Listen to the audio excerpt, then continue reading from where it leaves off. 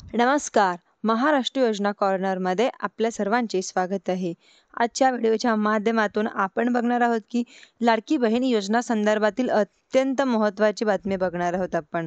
म्हणजेच की मुख्यमंत्री माझी लाडकी बहीण योजनेची एक मोठी अपडेट आहे. राज्यामध्ये जर बघितलं तर आतापर्यंत 13 हप्ते लाडक्या बहिणींच्या बँक खात्यांवर डायरेक्ट डीबीटीने ट्रान्सफर झालेले आहे. म्हणजेच की डायरेक्ट बेनिफिट ट्रान्सफरने डीबीटी थ्रू बहिणींना मिळालेले आहे.